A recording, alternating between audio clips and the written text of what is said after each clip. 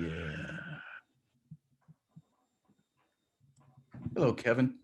Hey, good morning. It's good to see you this morning. Yeah, it's good to see you too. Um, I forgot to ask, who's going to steward this one, you or me? Go ahead and steward, man. Now go ahead and take time this Okay. morning. All right. Let's walk ourselves across the threshold. If you haven't seen us before, we do this thing at the beginning and the end simply to acknowledge that we have stepped into a space which always exists, but it's good to delineate it and say we've actually done it, where we're inviting in all these benevolent spirits and all of you to come in and be in a sacred space where we're safe, where we're able to be open and to share, and we're protected by the benevolence of the greater one, the great spirit. So, Kevin, you want to walk us across? You do that? Sure. Um, yeah. Good morning, dear ancestors. Thank you for being with us on this journey. Please be with us on this cross-eyed crucible journey as we track the stories together. Make sure that our hearts and our minds and our tongues are all ordered and we're saying and doing the things that are in your favor and in favor of our communities that we serve and in Matt and I favor. And yeah, I'm looking to have a good time this morning. I am crossing over into the cross-eyed crucible.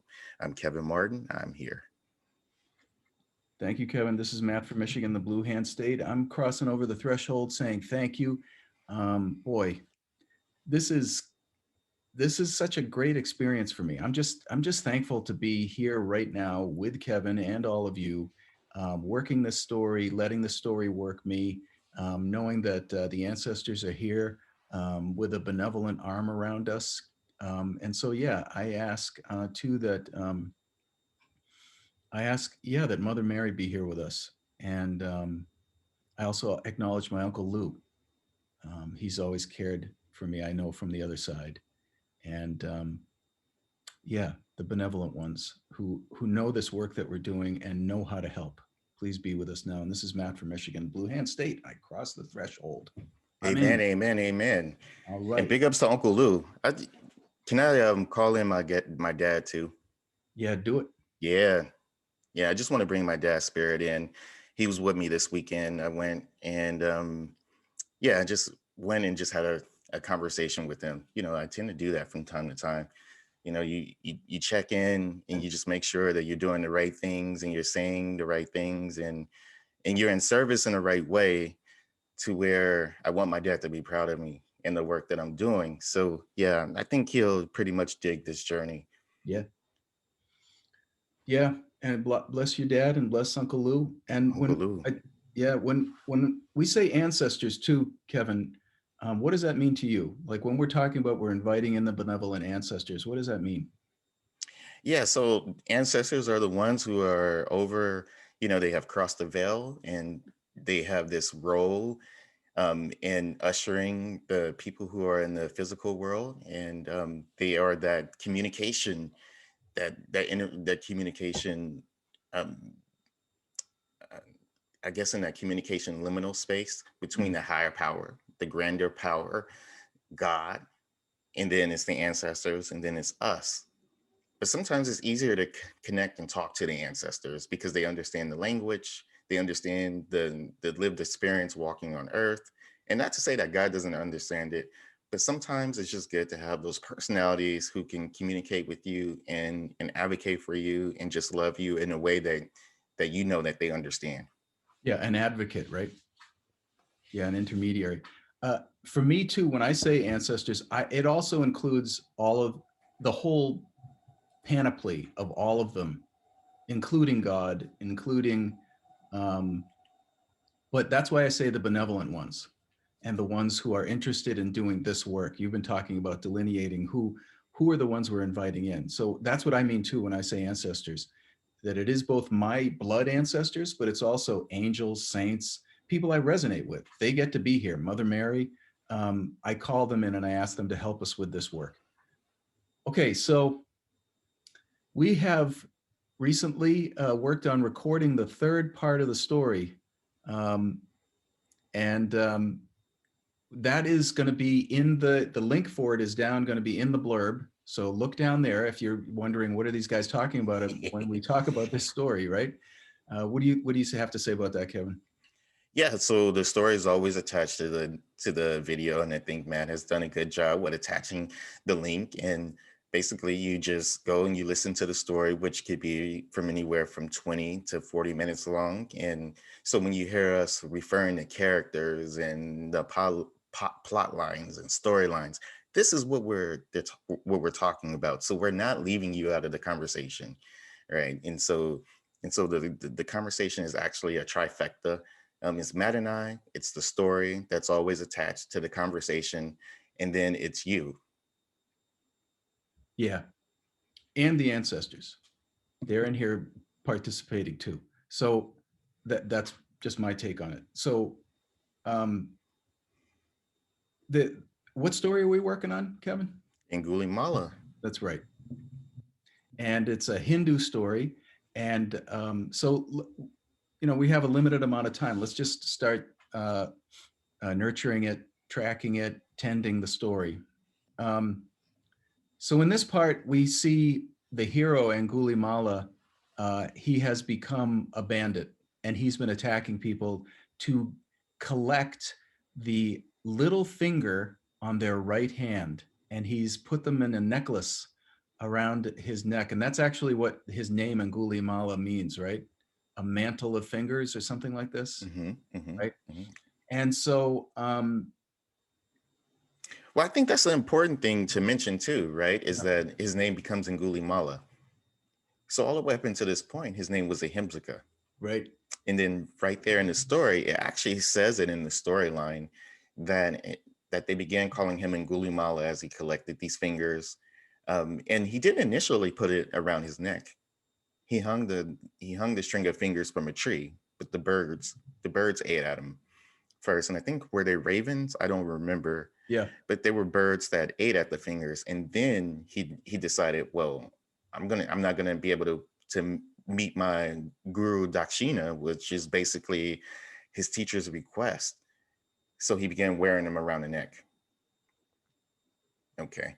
yeah, Yeah. Oh, but then his name and his name, and as a result, his name, the community gave him the name Angulimala. So, and what they say is that this becomes his name permanently. hmm, Like for the rest of his days, this is his name. He is tarnished. He is stained. right.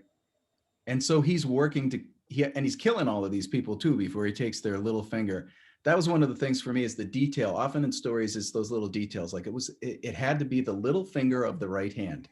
What that's all about. But that just caught my, it's oh, that's so weird. And that he was killing not just adults, men and women, but children. You know, and that yes, when he was trying to save the fingers, animals were eating them. So even though he'd killed all of these people and taken their fingers, they weren't going to be counted because they were gone. So he had to keep on figuring out a way to preserve this, which is just wow. Um, so I'm going to jump ahead in the story too. Eventually, and I'm assuming people are going to have heard the reading. Um, what happens is both the king from all of the people in the village hears that there's a killer and he's killing hundreds of people, and nobody can go through this part of the woods, which used to be this really popular path for the caravans. And so the king sends out his best soldiers, and he's going to go with them, which eventually it's broadcast through the town by a town crier who says, we're going to go catch this guy. Don't worry, we've got it. And Bhagava Gaga, Hmm. Ahimsaka's dad, finds out, and he tells Matani, Mama Bear. Hmm. yeah, that her baby, Hmm. it's a very big likelihood that he's the one in the forest killing everybody, and she decides she's got to go talk to him, and she's got to bring his favorite foods to him. It's such a mother's thing to do. Um, that and so that's one of the things that really caught me is that the entrance of the mother and that kind of love that here we have this guy who's become a ghoul. I mean, I can imagine him when I started to picture him. Like I'm a visual person. I'm also sensory. I imagine he stinks. He's got blood all over him. He probably hasn't washed. He's crazy. His hair is all matted and bugs living in it. Um, he's probably cuts and you know, just I can imagine really disgusting. But to a mother, acceptance Right. is That's her prevalent. baby. That's her baby. And, you know, that saying, you know, a face only a mother could love, you know, that's, you know, it's a joke, but it's true.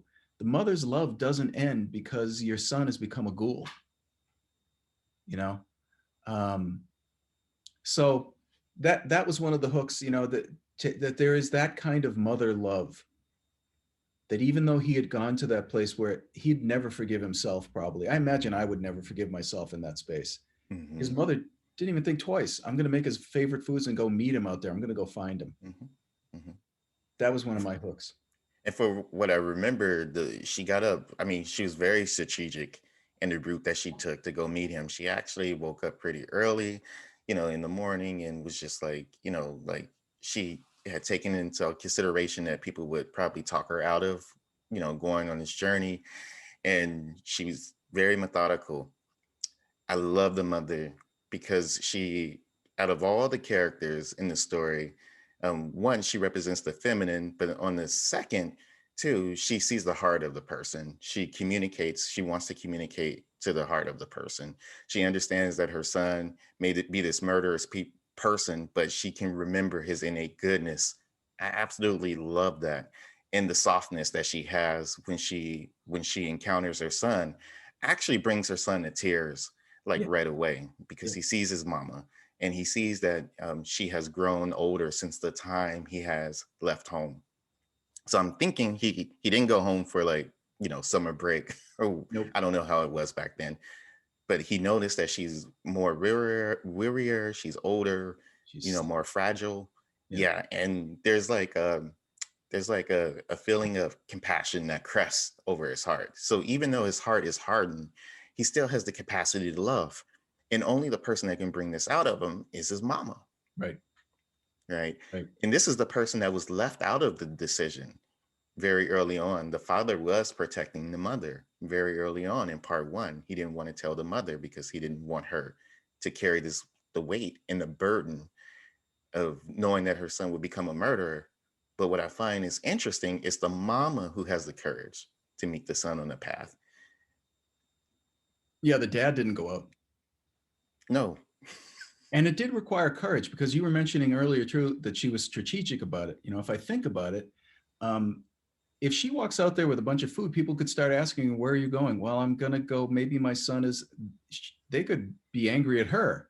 You're not gonna save this guy. He's been killing people. You know that was dangerous for her, so she took a risk. I'm gonna go all the way too. I know that the Buddha enters at this part too. But I want to say one other thing, and I'm pushing the edges of the envelope, and I'm going to say it, and then we'll see where it goes. In the religion that I grew up in, the missing element as I got older that I recognized mostly now more than then though was that um, I grew up in Catholicism. We knew there was a dad in Catholicism, God. We knew there was a son, Jesus, and no disrespect to either one of them, but they were the powerful people in that family dynamic. The mother was just a 16-year-old girl who had God's baby.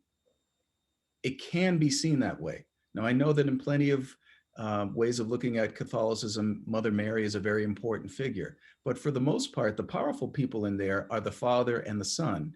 And I can also see from the little bit of reading that I've done that that was actually a conscious choice by groups of church men to make this a masculine deity centric religion at early on in like the 4th century. And then I have to ask the question, okay, if the mom is not that important figure in that holy family, where's the sister? We don't have a holy sister. We don't have somebody who's equivalent to the Christ as a woman. That, like, there's a big gaping hole there. And so that's what came to me too when I saw the mother come in. This is the energy that was missing for me in that religion that I was brought up in. Other people can differ, say, but please know that I'm not dissing Catholicism. Like, You better not. yeah, oh my God, you know. But I do, as a person who was brought up in that system, I have a right Right. to That's right. be able to say, hey, That's right. what's going on here? This is my 8-year-old me saying, where's the mom? Hello, That's right. right? So I pass. Yeah, I thought the Buddha's entry into the story was pretty amazing too, because he didn't undermine the feminine spirit of a mom, which I thought was pretty cool, right? He actually carried it further. So he was another character in the story who can see the innate goodness of Angulimala. But I think what the Buddha brings to the story is discernment too. He also understood that Angulimala also had karma that he would have to pay for too. Mm, So I think the Buddha holds both the feminine and the masculine in that there's a deep care and a compassion, and and he wants to arouse that in Angulimala, but he's very stern too in that you know in that there's a structure that you have to adhere to, and if you don't adhere to that structure, then there's a consequence, and in this situation it's karma that Angulimala has reaped. And so right. that was one of the things that came up for me. Yeah, and there is an aspect of that too, where this was another hook for me when the Buddha noticed through his capacity and the spiritual work that he's done.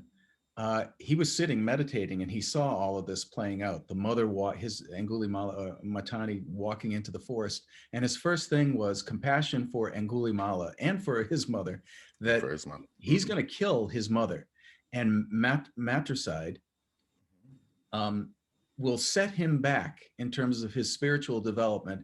He'll come back in a really horrible series of lifetimes. So he said, I'm not going to allow this. I'm going to, well, he can, I don't know what he was thinking beyond the fact that he said, I'm going to do something about this. And that's why he went there. Um, there are other things too about the relationship between Angulimala and the Buddha, but that first one too, the equanimity.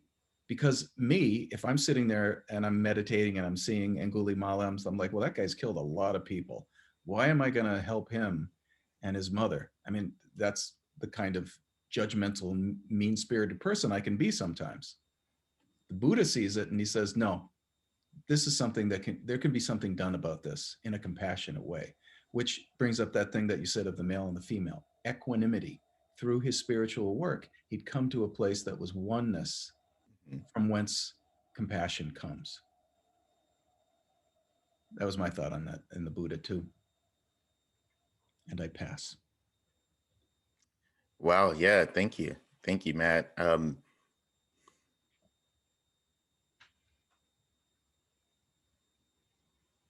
Yeah, pretty powerful stuff. One of the things that, I keep going back to this. Why did Angulimala have to kill people? I mean, he's only like severing off their little finger, but Mm, he goes all the way and totally like murders them, and he has no mercy when he's doing this. And this is like one of the things that the Buddha points out. I don't remember the dialogue that I can't say it verbatim what they were saying, but it was something about you stop. No, I no, because the Angulimala was trying to catch up to the Buddha, and the Buddha kept moving forward and kill him. equally, right? Because he wanted to kill him, and he tells the Buddha to stop, to basically stop moving. And the Buddha said, "No, you stop. No, I've stopped. Now you stop." And basically, from what I was able to gather from that, is what the Buddha is pointing to is that he has given up his basically his defilements, or the shackles that that that fuses him to suffering. He's given that up, and because he's given that up, he has this powerful way to discern in the world. And so he's asking Angulimala to give up his evil ways. Right. And so I felt like that was a powerful part of the story, that the Buddha has done enough of his internal work, which I hope to do enough of my internal work that I can go into any situation and be able to discern. Not as a superhero, not that I need to fix anything or solve anything, but that I'm not, um, yeah, that I'm not like drawn or compelled by the stickiness, and that I'm not needing to always justify who I am um, as Angulimala was doing in this story. There was some some inertia that had happened with Angulimala, because he was gotten so into this thing of wanting to please his teacher and wanting to become first in his class. I mean, somewhere in his deluded mind, he actually thought that, oh, well, once I kill this person, this thousandth person, Yeah. I can go back and be a student Yeah. at the university and finish this tenure of being this, overwhelmingly good student. And it's like, no, that's not how it works. Now you've created this inertia of evil wrongdoing. Yeah. And if you remember in this story, there's a part where Angulimala actually, the volition was so strong, he actually did, consider killing his own mom. Right. He was going to. See, I'm that's right where I was going to go with this, that moment. Because what I'm hearing you talking about too is that inertia. In my addictions, I know I've often come to a place where I've already gone so far. I'm already a piece of crap. I might as well just keep going. Right. And that is one of the delusions of the negative voice. So he sees his mother. He feels upset. There's mom. Oh my God, I can't kill her. Well, I've already gone this far and I need that finger. And once I get that finger, everything's going to be fine. I'll even kill mom. Right. And that's where the Buddha comes in, because the Buddha steps in and he sees the Buddha and he says, oh, okay, I can kill this guy. He just calls him ascetic, Hmm. and mom can go on her way. Thank you. Right. But that thing of compulsion, I'm already a piece of crap, I might as well just keep going, is cut by equanimity. You are never forgotten by the ancestors. I am never forgotten by the ancestors. Never, never. There's a saying, I think it's in the Hebraic, there are 1,000 angels for every blade of grass, watching over every blade of grass. So how many do you think there are for you or me? We're never Mm-hmm. forgotten. The Buddha is always available. But that voice will tell us, no, I'm a piece of crap. Might as well do whatever I was going to do because I need that thing. So yeah, that was a big moment for me too, or an important moment. Yeah. Mm-hmm. Is it so? We can go ahead and bring this conversation to a draw, and just, if we want to pick this up next week, I'm more than happy to do it. Yeah, I Yeah, want to. I yeah, want. cool, We got more in this one. sweet. So, to our audience, thank you so much for tuning in to the Cross-Eyed Crucible. And it has been a pleasure being with you on this journey and receiving your support all the way up until this point. Um, and so I'm just going to hand it over to Matt, to say whatever he needs to say, and then we can go ahead and walk on over the threshold and, you know, back into the outside world. Yeah. So this being a podcast, a little bit of business. Again, go ahead, look down below. Um, check out that link so you can hear the story. There are 3 parts now. We've come to the 3rd part. So if you haven't heard the first 2, go ahead and listen to those first. Yes, we're giving you homework. It's just going to make this more enjoyable, hopefully, and more helpful to know exactly what we're talking about. And then, all of the things that people say about webcasts, go ahead and click a like. That helps bring us up in the whatever the word is, Algorithms? algorithms, Yeah. alchemy, whatever it is, of YouTube, right? And yeah, we'll see you here again next week. This is really nutritional for me, and so I'm going to walk us across the threshold. Okay, Kevin. Oh, um, and before we do, yeah, I just yeah, want to yeah. give a shout out to to Jim Parker in Lewiston, Maine, who tunes in and watch. And I want to give a shout out to John Anderson in Oakland, California, who tunes in and watch. And they're like both two angels on both sides of my shoulder that is always giving feedback and information, and it's pretty exciting. Awesome. Thank you to both of them. Yeah, that's good. Thank you for that, Kevin. Yeah, and please, okay, one more thing. Comment. Tell us what you think. You're the fourth leg in this, the chair of that's holding up the cross-eyed crucible, right? We got to have you in here. So it's you, us, the ancestors, and the cross-eyed crucible. So, okay, I'll walk us out. Dear God, grandmothers and grandfathers, all our spirit friends, all the benevolent ones who have been with us, who know what we're doing here and have been guiding us. Thank you, thank you, thank you. It feels so good to be in this safe space, to feel guided and protected by you as we do this work that is both exciting and sometimes difficult and sometimes risky and often funny and sometimes ridiculous. And that know that it's all good. It's all good because we're in the cross-eyed crucible. I am grateful for this space. I'm grateful for all of you. I'm thankful for Kevin, the ancestors. And I wish us all healing and happiness and equanimity as we walk through the world through the coming week. This is Matt from Michigan, the Cross-Eyed Crucible. Door is in front of me and I cross the threshold and I'm out. Thank you, Matt. And thank you, Uncle Lou. And thank you, Daddy, for being here in the Cross-Eyed Crucible with us. And thank you, John Anderson and Jim Parker. And yeah, and I step out of the Cross-Eyed Crucible with an immense feeling of gratitude, hope, and respect. And so I am out. Amen. Amen. All right, let's get some music going so we can dance out of here.